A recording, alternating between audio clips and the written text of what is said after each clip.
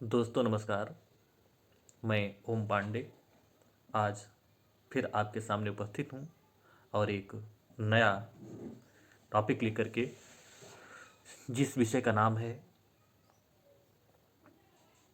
पर्यावरण और इससे ही जुड़ा हुआ एक बिंदु है।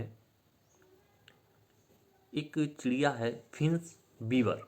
फिंस वीवर फिंस बीवर के बारे में हम बात करेंगे, क्योंकि अभी हाल में इसे जो है IUCN द्वारा वन लेवल श्रेणी से हटा करके इंडेंजर्ड में डाल दिया गया है। दोस्तों हम बात करेंगे IUCN क्या है, ये IUCN की रेड डाटा बुक क्या है, और इस रेड डाटा बुक में ये श्रेणियाँ क्या हैं, वनरेबल क्या है, इंडेंजर्ड क्या है और इसे क्यों डाला जाता है, इसके बारे में हम चर्चा करेंगे। लेकिन सबसे पहले तो हम उस पक्षी के बारे में पता कर लें जिस पक्षी के बारे में हम चर्चा करने जा रहे हैं। ये पक्षी है कौन, कहाँ पाया जाता है, इसके बारे में आइए हम देखते हैं। पहले हम फिंस बीवर के बारे में चर्चा करते हैं। ये हमारी स्लाइड है, फिंस बीवर। इसमें पहले लिखा है चर्चा में क्यों। हाल ही में international union for conservation of nature means IUCN की रेड डाटा लिस्ट में भारतीय उपमहाद्वीप पर पाई जाने वाली एक छोटी पक्षी की प्रजाति फिंस वीवर या येलो वीवर को सुभेद्य या वल्नरेबल श्रेणी से हटाकर संकटग्रस्त इंडेंजर्ड श्रेणी में सूचीबद्ध किया गया है। दोस्तों ये IUCN क्या है तो इसके बारे में बता रहा हूँ।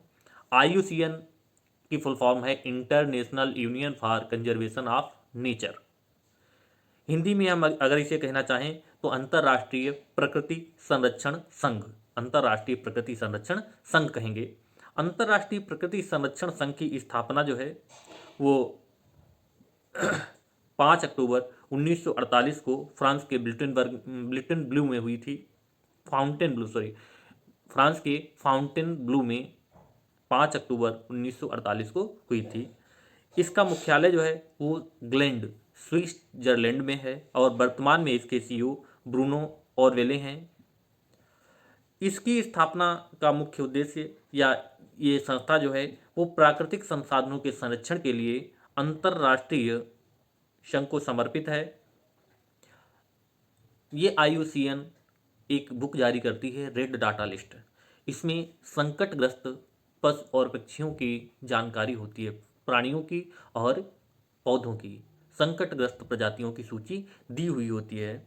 ये रेड डाटा सूची जो है 1964 में विश्व भर में पौधों और पक्षियों की प्रजातियों की संरक्षण स्थिति को जांचने के लिए गठित की गई थी। कौन सी? Red data book. Red data book 1964 में गठित की गई थी। इसमें 3 श्रेणियां रखी गई हैं। एक तो है विलुप्त, एक्सटिंक्ट मीन्स ऐसी प्रजातियां जो अब नहीं हैं, खत्म हो गई हैं। दूसरी है संकटग्रस्त, इंडेंजर्ड, और तीसरा है खतरे से बाहर। तो जो विलुप्त प्राय हैं, विलुप्त प्राय में भी 2 श्रेणियां रखी गई हैं। एक है विलुप्त यानी इसका कोई एक्सटिंक्ट, इसका कोई भी सदस्य अब जीवित नहीं है। और विलुप्त की जो दूसरी श्रेणी है वो है जंगल से विलुप्त, एक्सटिंक्ट इन द वाइल्ड, जंगल से विलुप्त यानी ऐसी प्रजातियां जिनका सदस्य जंगल से खत्म हो गया है परंतु कृत्रिम आवासों में जैसे चिड़ियाघर आदि में अभी जीवित मिल जाता है, उसको संरक्षित किया गया है। तो उन श्रेणियों को एक्सटिंक्ट इन द वाइल्ड श्रेणी में रखा जाता है। नेक्स्ट श्रेणी है संकटग्रस्त में। इसमें संकटग्रस्त में 3 श्रेणियां हैं, क्रिटिकल इंडेंजर्ड, इंडेंजर्ड और वनरेबल।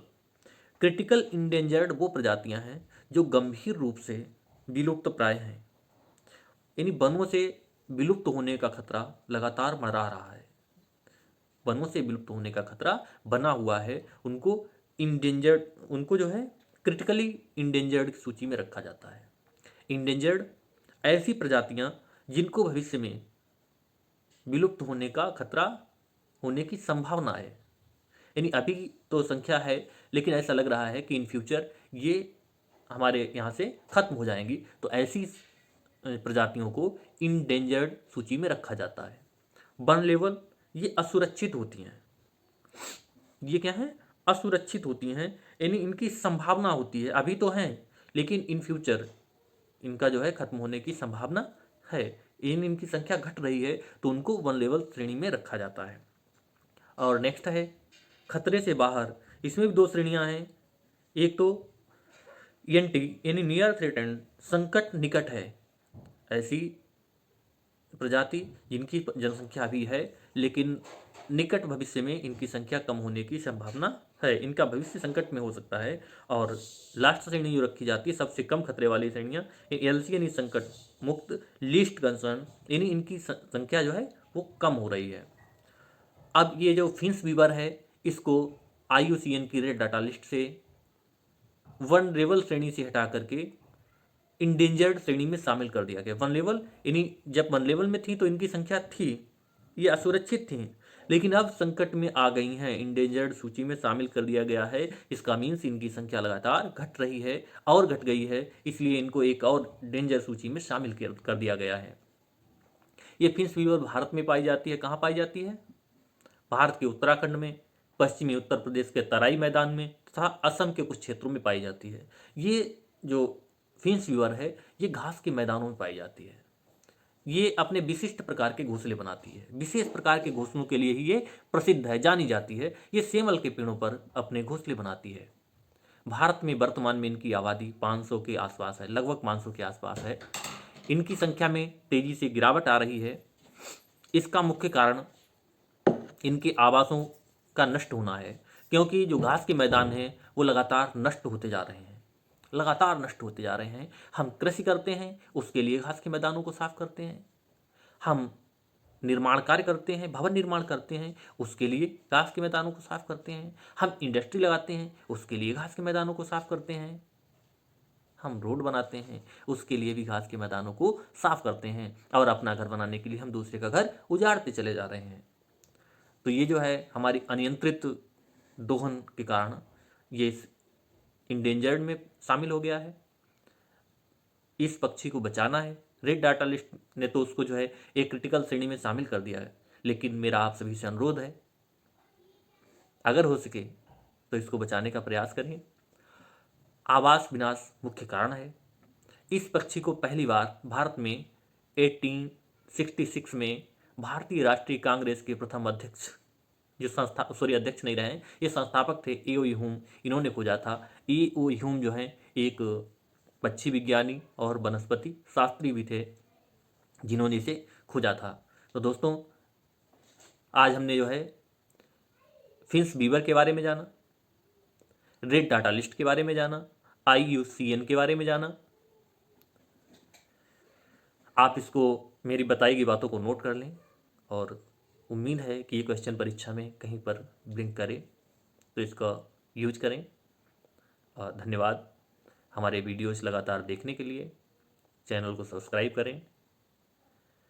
अगर वीडियो अच्छा लगा हो तो लाइक करें और अपने सुझाव कमेंट बॉक्स में अवश्य लिखें। धन्यवाद। फिर हम जल्द ही आपसे मुलाकात करेंगे किसी अगले विषय के साथ। तब तक के लिए नमस्कार।